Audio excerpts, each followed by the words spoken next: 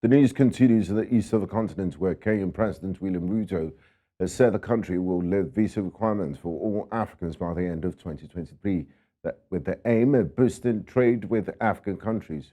Ruto said this while speaking at the summit of the world's three major forest basins, namely the Amazon, Congo, and Borneo Mekong forest basins in Brazzaville, the capital of the Republic of the Congo. Ruto noted the low rate of intra-African trade and urged to reduce custom tariffs within the African continent to accelerate the implementation of the African Continental Free Trade Area Agreement. He said that acknowledging and providing incentives to countries in the tropical forest basins for forest protection is smart climate action. We are now moving in the direction of eliminating visas amongst ourselves. Let me say this. As Kenya, by the end of this year, no African will be required to have a visa to come to Kenya.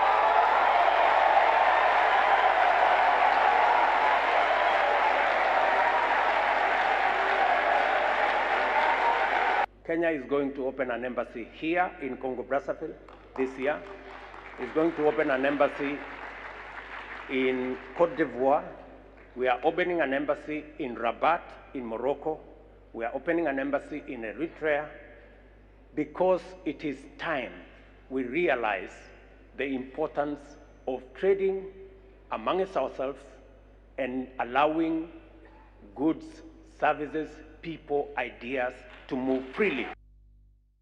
Now, join us live to discuss this development is a foreign policy analyst, Bolu Michael-Biyi, as a former legal advisor of the African Union and a Mandela Washington Fellow, joins from the United Kingdom. A warm welcome to you, Bolu, and thanks for joining us on the news. Thank you. Bolu, how significant is President William Ruto's announcement to lift visa requirements for all Africans, and what impact do you foresee this having on Kenya's relations with other African countries? Well, President Ruto's announcement is quite welcome. It's the right step in the right direction, because it's going to boost interstate, international trade and free movement of persons, which is enshrined in the concept of regional integration and Pan-Africanism. Is also a way for Kenya is a powerful way of showing the level of soft power by improving the image of Kenya as a country that is welcoming to people, that is ready for business, and just looking towards moving Africa into truly becoming one union, one continent. Also, it's a way of probably seeking reciprocity from other countries within Africa and abroad, so that Kenyans can move freely. That's going to increase the passport ranking of Kenyans. Now, Bolu, in a statement, President Ruto mentioned boosting trade as a primary motivation for this move. Can you elaborate on how this decision might stimulate trade within Africa and benefit Kenya's economy in particular? Yeah, because opening the borders that way can inspire innovation, cultural exchange, and the exchange of ideas between persons, between Africans who come into the country.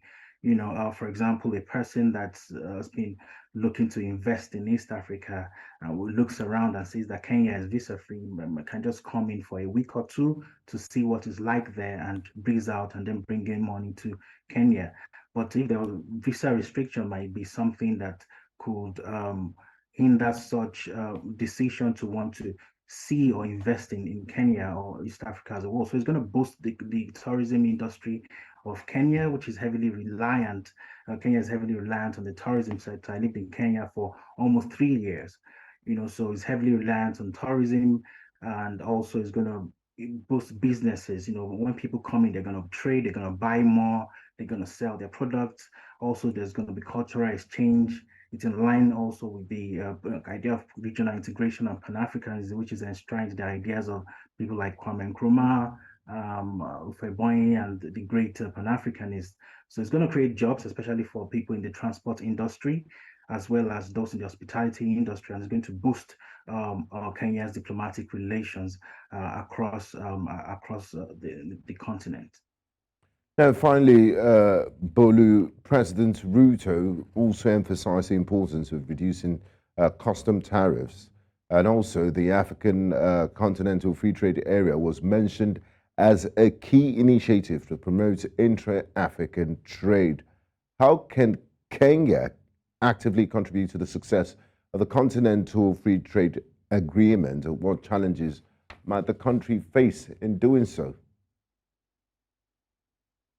Oh, well, yes. One thing Kenya can do is to invest in its infrastructure, make the ports better, the airport, and lifting any barriers to trade, or enhancing those things that can facilitate the logistic process of trade, and also can take the first step by reducing their own tariff, by showing the way and also advocating for harmonized tariff system within the African continent. The challenge they might face would be temporary loss of revenue in terms that since they are going to be reducing their tariff, they're going to definitely be losing some form of revenue. And but it's a temporary thing that they have to suffer for bigger gains. Another challenge they might face is competition from other African countries, because now the future agreement, goods can move freely, and we can trade among ourselves. So there's going to be some level of competition. People want to see Kenyan products as against Tanzania or Uganda. So they might face some level of competition, but looking at everything holistically, it serves greater benefits than losses. Thank you very much, Bolu Michael-Biyi. Always a pleasure speaking with you. Thank you. Pleasure.